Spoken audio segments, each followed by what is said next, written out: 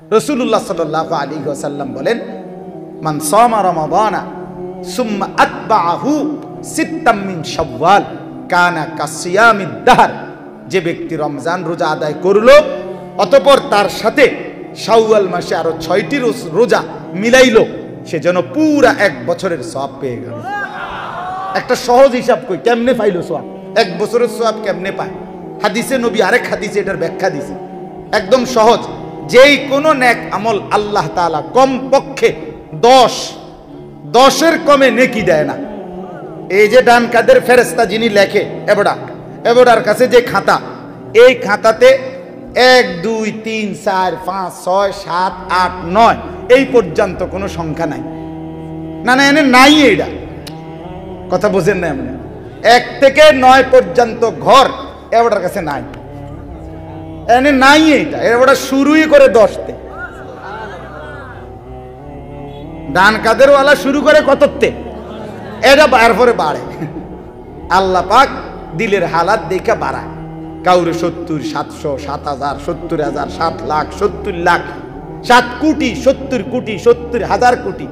কারো বেলায় আল্লাহ ফেরেশতারে বলে তুমি লেখো না, ফাটতা না, আমি লেখো। এটাও হাদিস আছে, সাআতুবু। ডান কাদের ফেরেশতাকে আল্লাহ বলে আমি লিখবো, আমি লিখবো।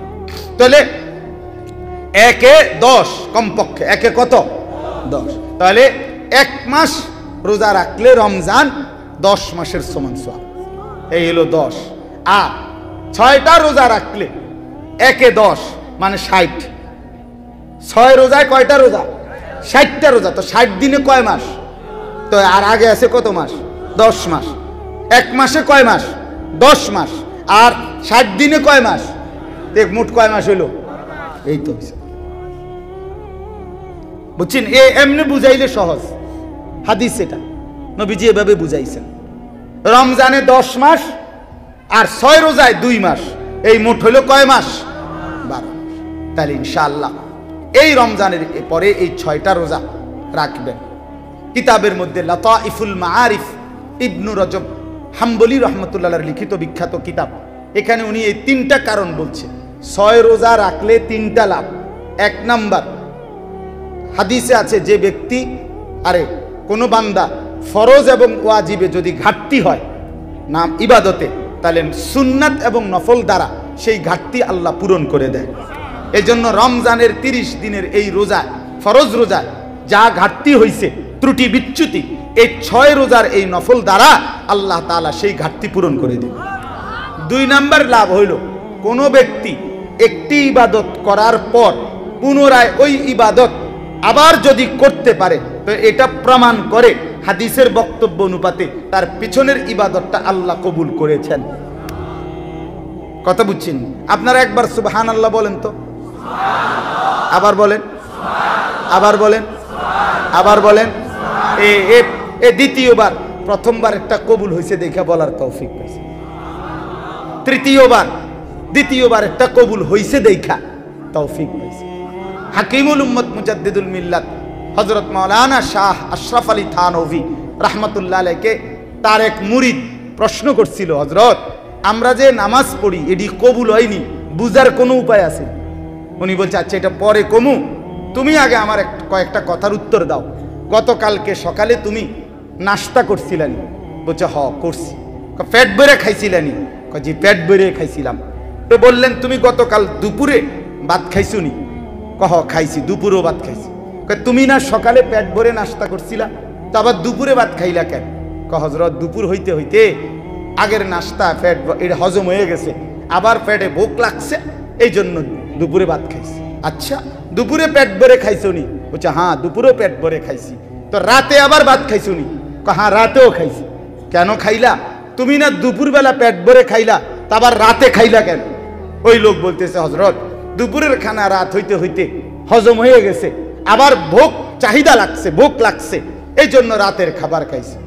হাকিমুল উম্মত থানভী রাহমাতুল্লাহ বলে ঠিক এরকম ভাবে কোনো ব্যক্তি ফজরের নামাজ পড়ার পরে যখন জোহরের নামাজের ওয়াক্ত হয়, এবার যদি তার দিলে জোহরের নামাজ পড়তে মন চায়, আল্লাহর ঘর মসজিদে ঢুকে, তো এটাই প্রমাণ করে ফজর কবুল হইছে, জোহরের ভোগ তৈরি হইছে।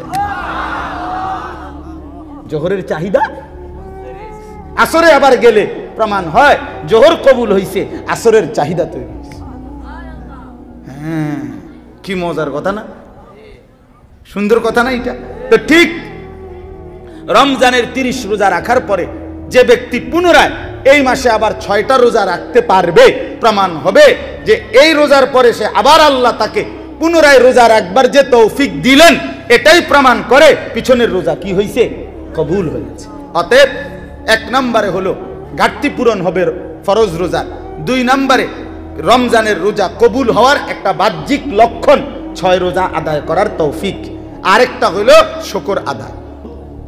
আল্লাহ তাআলা বলে যেন তোমরা শুকর আদায় করতে পারো, যে আল্লাহ আপনি আমারে তৌফিক দিছেন, এই জন্য আমি রমজানটা পেয়েছি, পুরাটা মাস পাইছি, রোজা রাখছি, আলহামদুলিল্লাহ, উমরা আর ইতিকাফ করছি, সবে কদরের রাত্রিগুলো জাগার চেষ্টা করছি, তারাবি পড়ছি, ইফতার করছি, সাহারি খাইছি। অনেক আল্লাহর বান্দা উমরা করছে, আল্লাহর ঘর জিয়ারত করছে রমজান।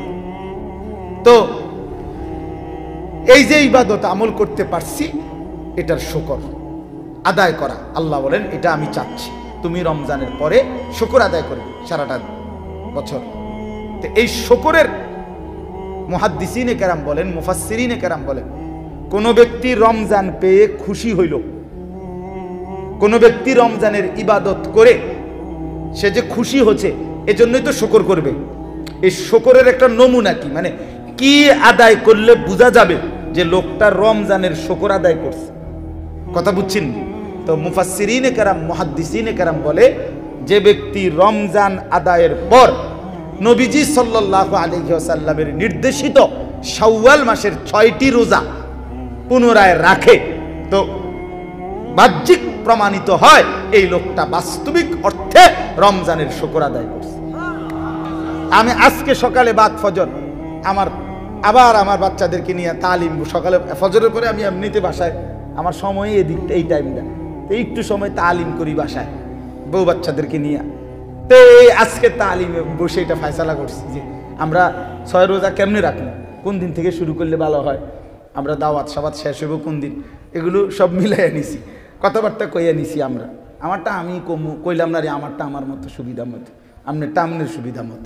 রমজানের পেয়ে আপনি যে ইফতার, সাহারি, তারাবি, শবে কদর, ইতিকাফ, রোজা সব পালন করে যে আপনি খুশি হইছেন, আল্লাহ যে আপনারে তৌফিক দিছে, এটার কৃতজ্ঞতা স্বরূপ শুকর আদায়ের জন্য রমজানের পরে এই শাওয়াল মাসে 6টা রোজা রাখা, এটা শুকরের প্রমাণ। কিসের প্রমাণ বলেন না, কিসের প্রমাণ? নবী সাল্লাল্লাহু আলাইহি ওয়াসাল্লাম শুকর হিসাবে সারা রাত জেগে তাহাজ্জুদ পড়তেন, সারা রাত লম্বা দাঁড়িয়ে থেকে তাহাজ্জুদ পড়তেন, কিয়াম করতেন, রাত্রিবেলার নামাজ পড়তেন আর চোখের পানি ফেলতেন। আম্মা জান আয়েশা রাদিয়াল্লাহু তাআলা আনহা নবীজিকে একদিন রাতে দেখছে সারা রাত দাঁড়িয়ে কাঁদতেছে, চোখের পানি ফেলছে, চোখ লাল, দাড়ি ভিজা, বুকের পশম ভিজা, হাত্তা তাওয়াররামাত কাদামাহু, পাওগুলো ফুলে গেছে।